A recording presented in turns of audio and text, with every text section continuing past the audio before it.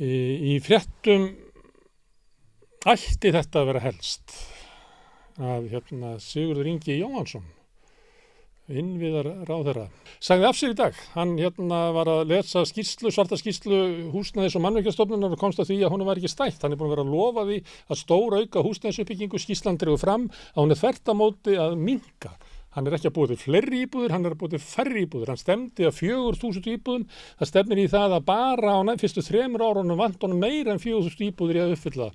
Hann sagði af sér, sagði það að það komið tími til einhver aðri reyni. Mér reyndi, mér mistókst. Og það var komið önnur frétt. Dagur B. Eggertsson sagði líka af sér í dag. Hann sagði af sér vegna þess að í sömu skýrslu kemur fram að Dagur ætlaði með Sigurði að stefnaði að hafa 2.000 nýjar íbúðir á ári í Reykjavík. Þær eru varla að ná yfir 700.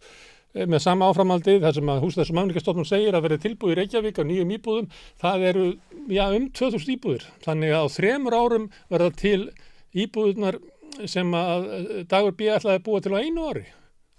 Hann hlýtur að hafa sagt það sér í dag. Og ef við erum að tala uppsagnir, þá önnur frétt sem ætti að vera í fréttum, það Bjarni Benediktsson. Hann með landtækifærina, hann sagði af sér, hann sagði, nú búið að hreinsa út úr Íslandsbanka og upp eftir allri ábyrgðarkeðjunni, bankasýslan hefur verið lögð af eða næstu því og þá sett ég bara einn eftir því, þetta var það ég sem Alþingi fól það að selja bankan og bankasalan fór út í tómasteipu og það hlýtur að vera ég sem segja af mér. En auðvitað eru þetta ekki fréttir dagsins. Við lifum ekki í þessu samfélagi, við lifum í allt öðru samfélagi. En ég nefndi þarna svarta skýrslu Húsnæðisstofnunar sem að ég skil ekki á hverju var ekki fyrsta frétt í öllum fjölmiðlum í kvöld vegna þess að hún fáránlega svört. Þar kemur fram að eftir alla þessa fundi sem við höfum verið að fylgjast með, Sigurður Ingi að lofa 20.000 íbúðum á 5 árum, Dagur B. að lofa 10.000 íbúðum á 5 árum. Við erum búin að horfa á allar þessar glærusýningar og þegar það rætast ekki þá gefa það bara í og mæta hann með næsta fund með ennþá meiri lofað. Það kemur í ljós hjá Húsnæðis- og mannvirkjastofnun að það ekkert að þessu stenst. Það stefnir í það að framleiðslan á nýjum íbúðum á næstu árum í ár 2024 og 2025 verði minni heldur en í svona meðal ári. Við erum að tala að það verið framleiðs svona áleika mikið íbúðum á Íslandi og var 2002 eða 2003. Síðan hefur íbúðum fjölgað 40-43% en það var framleiða jafnt mikið íbúðum. Þannig öll þessi lofur það var fallið. Við vorum enda með gröf, ég veit ekki hvað það verið með þau, úr skýrslunni. Já, þarna sjáum við, þetta eru árin frá 2001 og grænusúlurnar eru spá Húsnæðis- og mannvirkjastofnunar hvernig staðan verður í ár, á næsta ári og það næsta ári. Og þið sjáum árið 2025 og dræðið bara línuna eftir, þá erum við að fara að sjá jafnt mikið nýjum íbúðum og þegar þjóðin var kannski 150.000 færri sem að bjuggu á Íslandi þá heldur en nú. Við erum annað graf sem að sýnir stöðuna eftir byggðarlögum og þar sést Reykjavík. Þar við fáum hana heila mynd af súlunum, það bláu súlunum, það Reykjavík. Reykjavík það var alltaf svona 2/3 af höfuðborgarsvæðinu, þannig að í eðlilegu árferði ættu dökkbláu súlurnar sem Reykjavík að vera helmingi hærri heldur en ljósbláu súlurnar sem eru restin af Reykjavík. En það liggur við að Reykjavíkursúlurnar séu svona kannski bara 75% af því sem er í kraganum, sem sýnir það að Reykjavík svo langt undir því sem eðlilegt getur talist og langt undir því sem að Dagur lofaði. Hann lofaði 2.000 íbúðum og þarna sjáum við að í síðasta árinu þá þetta detta niður fyrir 700. Þannig að húsnæðiskreppan sem að grafa undan íslensku samfélagi, og það ekki bara ég sem að segja það, allir verkalýðsforingjar sem koma hingað, allir stjórnmálamenn vita það að húsnæðismál eru mikilvægustu mál í íslensku samfélagi og þau munu grafa undan félagslegum stöðugleika í samfélaginu, valda því að næstu samninga verða eiginlega óviðráðanlegir, að það sem þessi ráðamenn hafa verið að lofa að þeir ætla að bæta úr þessu, það að þveröfugt að gerast, ástandið eftir að versna ennþá meira og miklu meira heldur en þið getið ímyndað ykkur raunlega vegna þess að íbúum heldur áfram að fjölga. Það 3,6% fjölgun á íbúum á fyrsta ársfjölgi þessa árs. Á sama tíma og það verið að draga úr frambóði nýra íbúða sem voru of fáar fyrir. Herðu, það voru í fréttum það að nýji bankastjórinn Jón Guðni Ómarsson, hann segir að það sé búið að reka alla sem á að reka í Íslandsbanka, hann sagði það að þegar hópurinn bregst þá er það stjórnendur sem bregðast, það er ekki að elta uppi alla verkamennin á gólfinu, fólki á gólfinu, en það er búið að reka alla þá sem á að reka og hann er skýr með þetta. Og Birna Einarsdóttir, hún hætti á aðfaranótt miðvikudagsins, við munum það, ég held að það sé næsta skilti. Það eru fleiri sem hafa farið, þau eru þarna. Ásmundur Tryggvason, hann er þarna lengst til hægri. Hann var framkvæmdastjóri á sviði fyrirtæki og fjárfesta, hann hætti á laugardaginn miðhelgi og svo Atli Rafn Björnsson, hann hætti seint á sunnudagskvöldi. Þannig að nýji bankastjórinn hefur bara setið við alla helgin og verið að reka fólk. Það er mikið rætt starfslokasamninga, fólki hérna á myndinni, ég myndi ætla að það verður svona 150 milljónir sem að þau fengi í starfslokasamninga. Nýji bankastjórinn Jón Guðni, hann segir það að reglan sé svo að framkvæmdastjóri fái 12 mánuði en forstöðumenn Sviða fái 6 mánuði og ef maður miðar við launið þeirra þá ætti Ásmundur að fá svona 47 milljónir, Atli Rafn kannski 20 pluss og ég veit ekki með Birnu, kannski að því að það var gerður sérstakur samningu við hana sem að Finnur, formaður bankaráðsins gerði og við veitum ekki en það ætti að vera svona einhvers þar í kringum 60 milljónir gíska já. Herðu, en við erum hérna með mynd af ábyrgðakeðjunni í Íslandsbankamálunni tilefni þessu. Ég veit ekki hvort þið sjáu þetta vel, en þarna neðst það fólk á gólfinu sem að Jón Guðni vill ekki reka, segir að þau get ekki borið ábyrgð þegar allt yfirmanna setti fyrir ofan þau fellur. En þarna erum við með forstöðumennina, þeir hafa farið og það er þetta fleiri sem hafa farið. Ég sá þarna regluvörðurinn er þarna til hliðar, það er Rut Gunnarsdóttir sem var regluvörður og sá þetta þegar að hamfarirnar gengu yfir, hún er farin, Sveinbjörn Sveinbjörnsson var forstöðumaður eignastýringabankans, hann er farin, hann fór til Fossa sem að núna hafa sameinast inn í Vís, hann er kannski einn af þessum gæðum sem að eigendur Vís sá í því að sameinast Fossum og Ingvar Arnarsson hefur líka hætt, hann var forstöðumaður verðbréfamiðlunar á Íslandsbanka, þannig að liðið forstöðumaður og framkvæmdastjóri og bankastjóri farið og regluvörðurinn farin og svo erum við þarna með stjórn Íslandsbanka, ég er með mynda þeim á næsta skilti, stjórnina, þar er formaður stjórnar Finnur Árnason og varaformaður er Guðrún Þorgeirsdóttir og svo er þarna eitthvað svona fólk, Ari Danielsson sem er þarna í neðri röðinni lengst í vinstri, hann mun örugglega ekki halda áfram, hann er einn af þeim sem að smeygðu sig fram hjá reglunum og keypti þó svo hann væri stjórnarmaður í bankanum. En þetta fólk verður til endurkjörs í lok þessa mánaðar á aðalfundi bankans eða hluthafafundi sem er boðað til. Ég veit ekki hvort allt þetta fólk verið til endurkjörs, kannski flestaðum hætti og bjóðu sig ekki fram, en það má búast við hreinsunar á því. Og þá er kannski ágætt að fá ábyrgðakeðjuna aftur, þannig við sjáum hvert hún er komin. Og þá erum við komin þarna stjórn bankans er farin og þar fyrir ofan er bankasýslan. Það er svolítið sérstakt mál með bankasýslana vegna þess að þegar að Ríkisendurskoðun kom með sína svörtu skýrslu hana, að þá var okkur tilkynnt að hún var hætt. Og ég er með mynd af bankasýslunni, uppáhaldsmyndina mín af bankasýslunni, þarna er hún. Já, en bankasýslan var sérst lögð niður af því að það kom í ljós að hún var algjörlega vanhæf sagði Ríkisendurskoðun til þess að standi í svona stóru verkefni en þetta bara menn sem að vinna þarna og vita allir þetta er bara gerfi, þetta er umlega Bjarni Benediktsson sem stýrir þessu og þarna er einhverju menn sem eru svona fall guy ef eitthvað fyrir útbyrðis að þá er það að henda þeim fyrir strætón eins og sagt er en bankasýslan hefur enga burði til þess að standa í svona flóknu útboði eins og raunin var á. Og það voru fréttir einmitt þetta, af því að þetta færist alltaf nær og nær Bjarna, að það voru fréttir svona vörninu Bjarna, það voru birtust allt í einu svona ummæli, mjög hörð ummæli stjórnarþingmanna sem að kröfðust þess að fá að sjá starfslokasamning Birnu Einarsdóttur, eins og það var einhvern veginn meginmálið í Íslandsbankasölunni. Það var Bjarki Olsen Gunnarsdóttir, þingmaður VG og formaður fjárlaganefndar var alveg eldhörð á þessu, Bryndís Haraldsdóttir, þingmaður Sjálfstæðisflokksins og líka í fjárlaganefnd og líka Þórarinn Ingi Pétursson, þingmaður Framsóknar, allir stjórnarflokkarnir komið fram og sögðust bara að þau vildi lyfta upp öllum steinum. Það yrði að koma fram hver væri starfslokasamningur Birnu.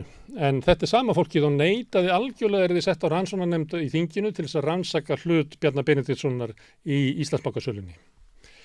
Og krafa almennings alveg frá upphafi, ég tók þátt í mótmælum hérna fyrir rúmu ári þegar að komu fram hverju voru það sem keyptu Íslandsbanka að þá voru með þetta skilti, Bjarna burt, spillinguna burt. Þetta voru alltaf verið krafa almennings. Almenningur alltaf vita það að er þannig að sá sem að tekur að sér eða er falið af Alþingi að sjá sölu á banka og bankasalan klúðrast endilega, það er sá sem að bera ábyrgðina. Ekki eitthvað sem að hann réði í það eða fekk til þess eða bað það eitthvað svoleiðis. Það er sá sem að Alþingi biður um. Talandi mótmæli, það logar allt í Frakklandi þegar kannski tekið eftir því. Þetta eru mótmæli sem að spunnust út af því að lögreglan drap ungan mann, arabískan mann, skautan þar sem hann satt við stýri og þá spruttu upp þessi mótmæli og maður getur veltið fyrir þess hvað er þessi mótmæli, við vorum svolítið að skrifa um þetta á Samstöðinni. Mótmælin í Frakklandi, það er náttúrulega ekki hægt að horfa á einstök mótmæli, heldur verður að horfa á þetta sem keðju, það er raunverulega búið að vera viðvarandi mótmæli alveg síðan 2017. Þetta er svipað ástand og Íran að stjórnvöld geta bara þetta niður í smá tíma þetta gís upp og tilefni getur verið mismunandi. Nú er það morðið á þessum dreng, áður var þetta eftirlaunafrumvarpið, þar áður voru þetta hækkun á bensínsköttum þar sem var verið að leggja á svona loftslagsskatta sem að bitnuðu harðast á þeim sem höfðu minnstan peningin og svo þar fram til götunum. En á sömuleyti má líta raunverulega á Frakkland sem svona land sem er í svona herkví.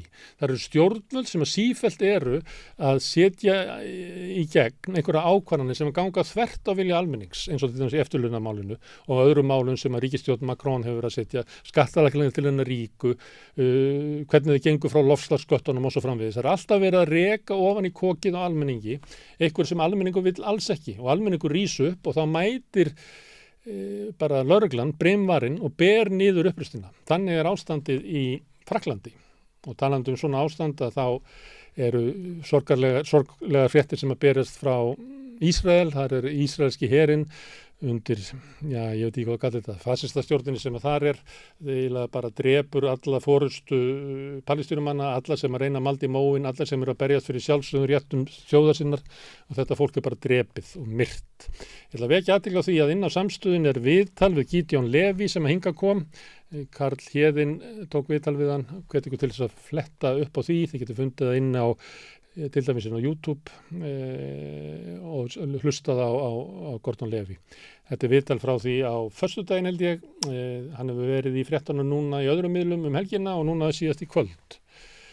Annað sem það er frétt inn á Samstöðinni sem er reyndar byggð á grein sem að Marín Þórsdóttir skrifaði inn á Vísi, þar sem voru að mótmæla þessum fullyrðingum að flóttamennirnir séu að veikja hér alla innviði og grafa undan þeim sem að Bjarni Benediktsson og fleiri sjálfstæðismenn og raunverulega fleiri stjórnmálamenn hafa verið að halda fram undanfarið.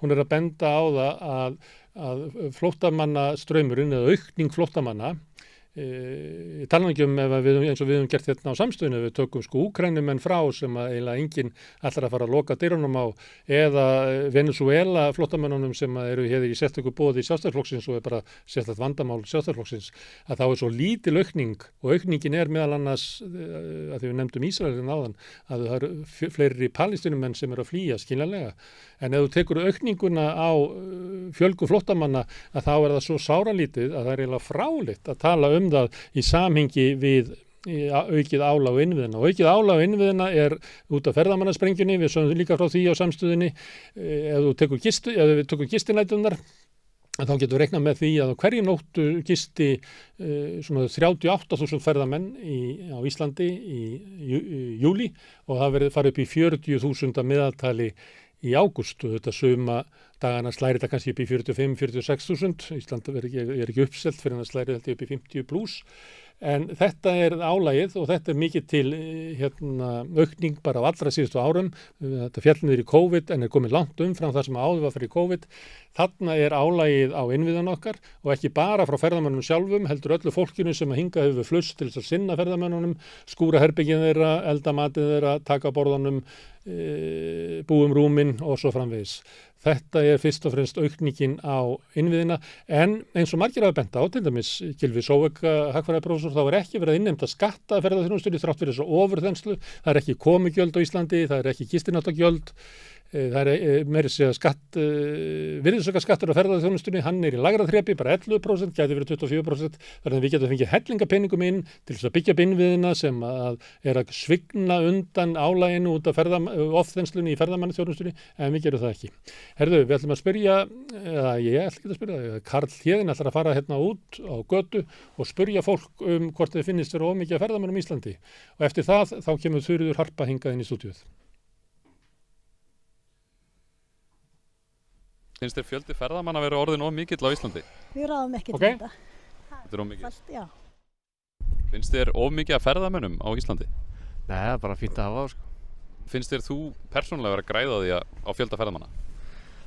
Kannski ekki beint sko, en náttúrulega græða flestir að koma penningur inn í landið sko. Finnst þér of mikið af ferðamönnum á Íslandi? Nei, ekki beinlínis, en mér finnst of mikið af þeim á ákveðnum stöðum. Það er að segja að við dreifum þeim ekki nóg landið.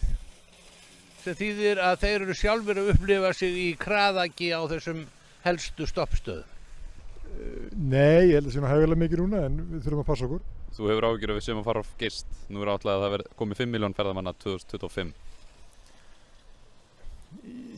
Já, ég held að það sé kannski pínu bratt að ætla sér að fá 5 milljónir ferðamanna einhvern tímann í framtíðinni, sko, en þetta er allt í lagi eins og þetta er í dag. Finnst þér við Ísland vera að græða á ferðamönnunum? Finnur þú fyrir því persónulega? Nei, skinnið það nú kannski ekki alveg beint, en ég þykist vita að við erum að hagnast talsvert á þeim. Er útlendingaandúð að verða vandamál á Íslandi, heldurðu? Nei, ég held ekki. Ég trú ekki að nýtt sé svo illa þroskaður að hann sjá ekki að þetta er það sem koma skal. En það þarf að hafa hömlur á þessu. Við vitum hvernig þetta er í Svíþjóð, við vitum hvernig þetta er í Danmörku. Við sjáum þetta og það eru heilu hverfin. Það er ekki gott. Nú komu inn 17.000 innflytjendur í fyrra sem komu hingað sem sagt bara til þess að fá vinnu og svona, en við vorum með 3.000 flottamenn. Sum þeirra hafa ekki fengið atvinnuleyfi á meðan hinir 17.000 fá strax atvinnuleyfi og koma að vinna. Finnst þér að við ættum að breyta þessu eitthvað? Ættum við að taka fleiri flottafólk og minna af innflytjendum og gefa flottafólkinu atvinnuleyfi þegar það kemur? Sko, ég veit nú ekki alveg hvernig ég á að svara þessu. Ég er með því að hjálpa þeim sem þurfa hjálp, alveg hiklaust.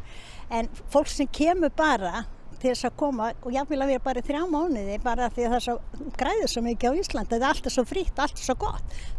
Mér finnst það röng hugsun. En allir þeir sem er að koma frá erfiðum löndum að gera hjálpa því, svo framalega sem við höfum efnaði. Við ætlum að passa við eigum fyrir því að bjóða fólki í mat en kannski frekar hjálpa þeim sem þurfa hjálp frekar en þeim sem vilja koma að fá meiri pening. Já, að gera, bara ekki spurning sko.